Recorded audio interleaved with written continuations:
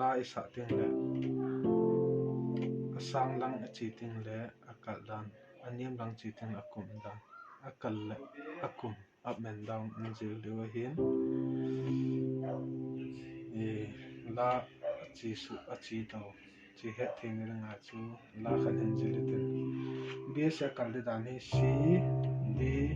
e f le angkum ting le f e d c akum langa hi aniam langa chi ti ting le c akum na g jo te ting le c d e z g a b c c d e f f e d c ti chi de sin langa che ko ne i ti ngai tam te ga sa le han chi 3/4 le hen 3/4 bin na hi ja chu akal to ting le ite kal so sa dan til bis langa hi na langa hi right hen langa hi chi hi ten aban ting le aki ka ten hi che ten hi me su lang aban le che aki ka kin me aki nan lang ma le f ko na me la cha f chi f chi f ko na second and first inversion second inversion ta hi second inversion ni man cha hi lang si khela chi lang pai kin mang da na ta hi ki bol ta cha cho chiten ni aban le f ang kom ke ting le chitabang ma chong ki le ki de ba chiten ni aban tan le ku de ki de ku do abai la mai ki lo hen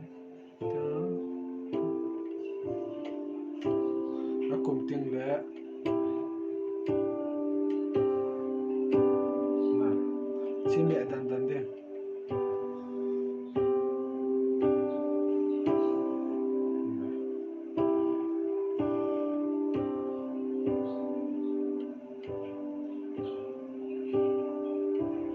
chiten hi aban le ko na chi me dan ding ba na ko na chi pai ko ding ban le c ban le b chi g ko na hu kal to ki ding ti che le tuin ga sa le han ki ti ngai ta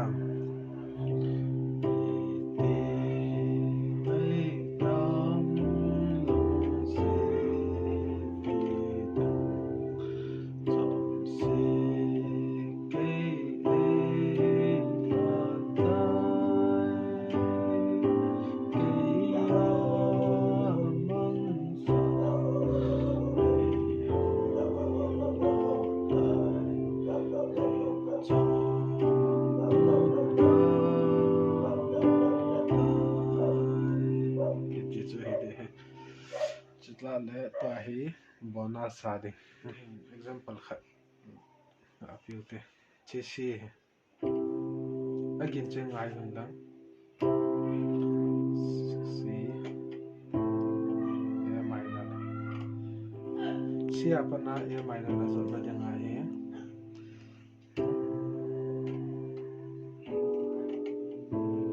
na ti le ngai rồi ta ma sa chu chi to hi